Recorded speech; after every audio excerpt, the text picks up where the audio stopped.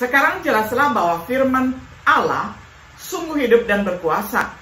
Kekuatannya lebih tajam daripada pedang bermata dua yang paling tajam sekalipun.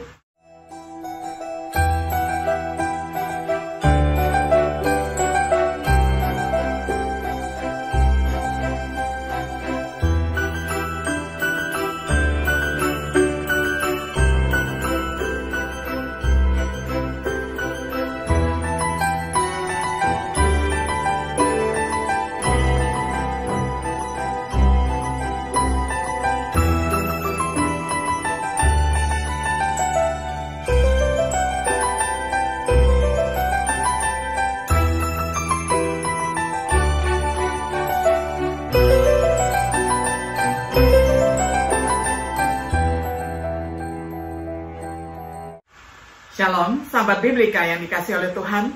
Sungguh senang hari ini kita dapat berjumpa kembali di dalam acara Refleksi Sahabat Biblika. Pada hari ini kita tiba pada episode yang ke-10 di dalam serial pembahasan kitab 2 Korintus dengan tema Senjata Ampuh dalam Tuhan.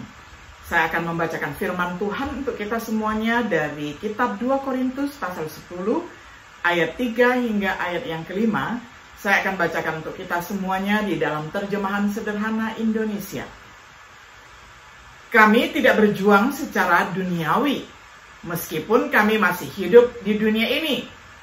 Karena senjata-senjata yang kami pakai bukan senjata duniawi, melainkan senjata rohani. Keampuhan senjata kami berasal dari Allah. Itulah sebabnya kami bisa menghancurkan segala macam perlawanan dan serangan iblis. Kami merebut orang-orang yang sudah ditawan olehnya dengan cara mengalahkan semua perdebatan musuh dan kesombongan manusia yang menjadi penghalang bagi orang itu sendiri untuk mengenal Allah. Kami juga mengalahkan semua pendapat yang menentang ajaran tentang Kristus, supaya pikiran orang lain ditundukkan dan menjadi taat kepadanya. Sampai sedemikian jauh pembacaan firman Tuhan dari 2 Korintus 10 ayat 3 hingga ayatnya yang kelima. Sahabat Biblika yang dikasih oleh Tuhan, dalam teks ini, Paulus menulis tentang perang di mana orang-orang Kristen terlibat. Sebuah perang di mana senjata digunakan yang berasal dan kemudian senjata yang ampuh di dalam Tuhan. Perang ini bertujuan untuk menurunkan, melihat ke bawah, bawa ke penangkaran ataupun ke penawanan. Apa sebenarnya perang ini? Apa senjata ampuh yang kita gunakan? Memahami jawaban atas pertanyaan-pertanyaan ini dapat membantu kita menjadi tentara yang lebih berguna dan produktif untuk menjadi tentara ataupun laskar Tuhan. Mari kita mulai pelajaran refleksi biblika kita hari ini dengan terlebih dahulu mengidentifikasi yang pertama, perang rohani dalam teks ini. Jangan bingung dengan yang ditemukan di ayat atau di tempat lain.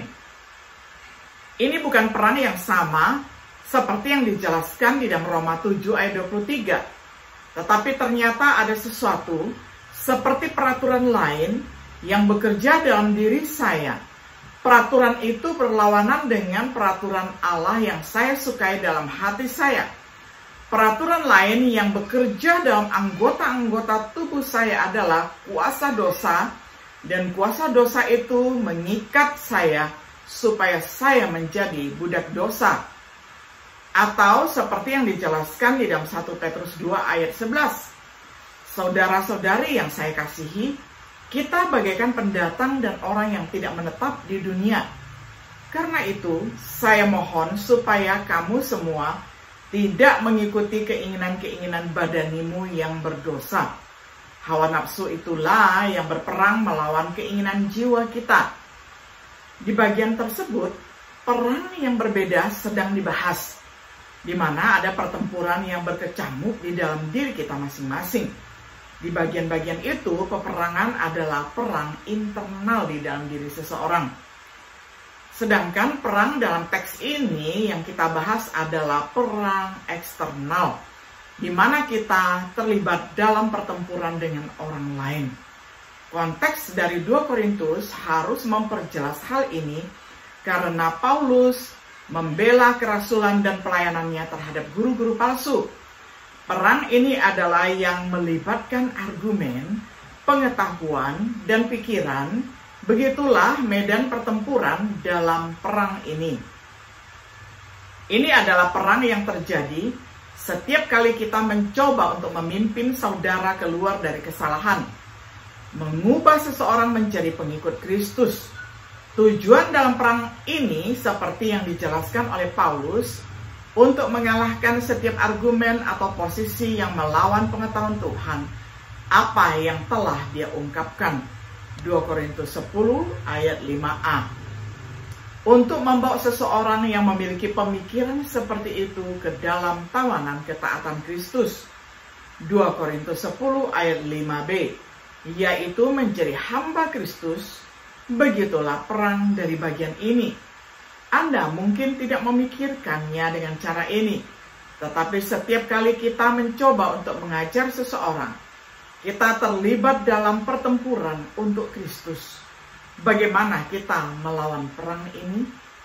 Yang kedua, senjata perang ini, apa yang bukan hawa nafsu atau nafsu jasmani menurut ayat 4. Misalnya senjata yang dapat digunakan melawan hawa nafsu daging, seperti pedang, pistol, bom, dan lain sebagainya.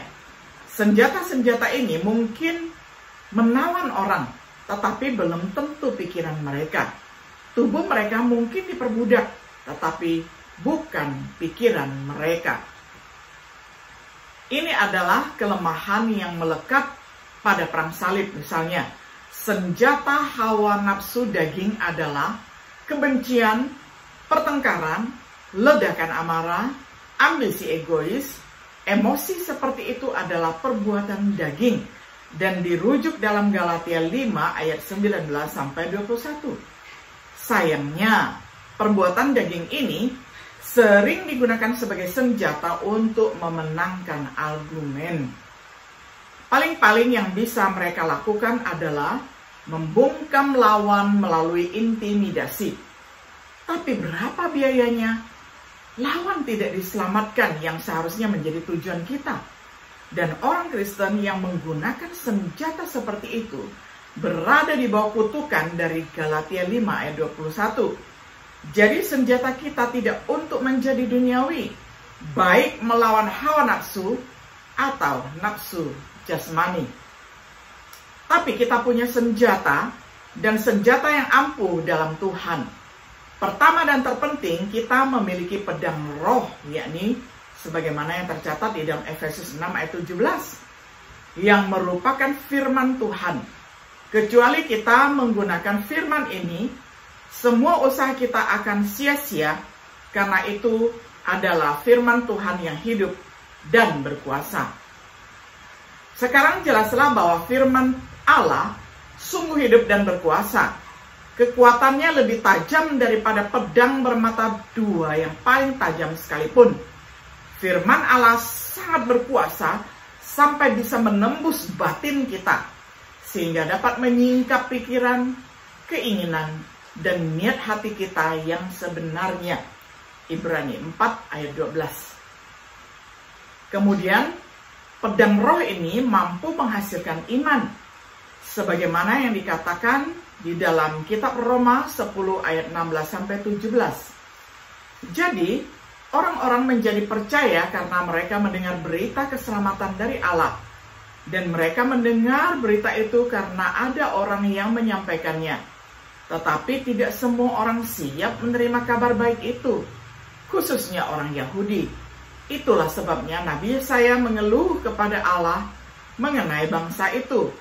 Tuhan, hampir tidak ada yang percaya kepada berita yang Engkau perintahkan untuk aku sampaikan. Sebenarnya, banyak keajaiban lain yang Yesus lakukan di hadapan kami, tetapi tidak dituliskan dalam buku ini. Namun semua yang sudah saya tulis ini bertujuan supaya kalian percaya bahwa Yesus adalah Kristus dan Anak Allah, sebab dengan percaya, kalian menjadi satu dengan Yesus dan mendapatkan hidup yang kekal. Yohanes 20 ayat 30 sampai 31. Kemudian firman Tuhan mampu menyelamatkan jiwa kita, sebagaimana dicatat oleh Rasul Yakobus di dalam surat Yakobus 1 ayat 21. Oleh sebab itu, buanglah segala sesuatu yang kotor, najis atau jahat yang masih ada dalam dirimu, dan dengan rendah hati terimalah ajaran benar yang ditaburkan Allah di dalam hatimu, yaitu firman-Nya yang berkuasa untuk menyelamatkan kita. Kemudian firman Allah itu mampu menyebabkan seseorang dilahirkan kembali, sebagaimana dikatakan oleh Rasul Petrus di dalam suratnya 1 Petrus 1 ayat 23. Sebab kita sudah menjadi manusia yang baru, kita sudah dilahirkan kembali karena menerima firman Allah. Dan firman itu bertumbuh dalam hati kita. Firman Allah tidak mungkin binasa dan tetap berlaku selama-lamanya. Kita juga harus berbicara kepada kebenaran dalam kasih. Oleh sebab itu, hendaklah kita mengerjakan bagian kita sesuai kemampuan rohani pemberian Kristus. Sebagai kepala, Dia sudah mengatur tugas kita masing-masing. Dia menyusun dan mempersatukan setiap kita dengan sempurna. Ketika semua orang melakukan tugasnya, kita akan menjadi seperti tubuh yang sehat, karena setiap anggotanya berfungsi dengan baik. Efesus 4 ayat 15, yaitu menyajikan firman dengan sikap seperti Kristus. Ini melibatkan kualitas seperti kelemah lembutan dan kelembutan Kristus, seperti yang digunakan oleh Paulus sendiri di dalam 2 Korintus 10 ayat 1. Juga kesabaran dan kerendahan hati, seperti diajarkan Paulus dalam 2 Timotius 2 ayat 24 sampai 26. Kualitas karakter ini memang adalah senjata yang kuat. Mereka dapat melakukan keajaiban untuk meredakan situasi yang mudah berubah. Perhatikan Amsal 15 ayat 1. Jawaban yang lemah lembut meredahkan kegeraman, tetapi perkataan yang pedas membangkitkan marah. Sebaliknya, perhatikan Amsal 26 ayat 21. Seperti arang untuk bara menyala dan kayu untuk api, demikianlah orang yang suka bertengkar untuk panasnya perbantahan. Sikap seperti itu memungkinkan orang untuk mendiskusikan masalah kontroversial tanpa perilaku kontroversial. Tidak setuju tanpa menjadi tidak setuju. Berdebat tanpa argumentatif. Bersaing tanpa berdebat. Agar efektif, kita membutuhkan seluruh senjata Allah. Sebagai prajurit Kristus, kita membutuhkan bukan hanya pedang roh, tetapi juga buah roh. Dapat dibaca di dalam Galatia 5 ayat 22-23. Kalau tidak, kita bisa merugikan diri kita sendiri karena salah menangani firman Tuhan. Kita perlu menghiasi kebenaran Tuhan dengan lemah lembut, sabar, dan rendah hati. Jangan berpikir bahwa kita akan membujuk orang dengan kekuatan tindakan kita. Hal seperti itu memungkinkan hanya akan mengintimidasi mereka agar diam atau menyetujui dengan enggan. Kecuali mereka datang untuk percaya dengan sepenuh hati, ketaatan apapun adalah sia-sia. Dalam perjalanan, mereka tiba di suatu tempat yang ada air. Orang itu berkata kepada Filipus, "Lihat, ada air. Saya bisa dibaptis di situ, bukan?" Kisah Para Rasul 8 ayat 36-37. Jika mereka dapat diajar, mereka harus dimenangkan oleh kebenaran argumen kita, dibantu oleh aplikasi kebenaran itu dalam perilaku kita sendiri. Sebagai kesimpulan, jadi senjata yang kita miliki yang ampuh di dalam Tuhan, termasuk rahmat seperti kelemah lembutan, kebajikan, kesabaran, dan kerendahan hati. Senjata semacam itu sangat meningkatkan peluang senjata terbesar kita, yaitu kebenaran untuk melakukan tugasnya, dan harus dimanfaatkan sebaik-baiknya. Baik itu untuk upaya penginjilan kita, kelas Alkitab kita, pertemuan bisnis gereja kita, diskusi pribadi kita, debat publik untuk membela kebenaran. Ini bukan berarti tidak pernah ada waktu untuk kemarahan yang benar, Tetapi saya khawatir bahwa apa yang sering dimaafkan sebagai kemarahan yang benar sebenarnya adalah kemarahan yang membenarkan diri sendiri. Sifat bagian kita menghalangi kemajuan kebenaran. Semoga kita cepat menggunakan kelemah lembutan dan kelembutan Kristus dalam semua upaya kita untuk memenangkan orang lain kepada kebenaran, karena mereka benar-benar senjata yang perkasa di dalam Tuhan.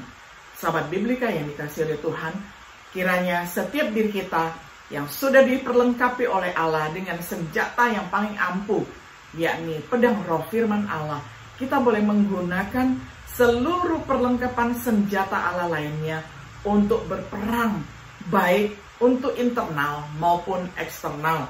Sehingga dengan demikian kita dapat menjadi pemenang-pemenang sejati di dalam kehidupan kita, dan kita juga dapat membantu saudara kita untuk memenangkan peperangan. Kiranya Tuhan Yesus memberkati kita semuanya. Shalom.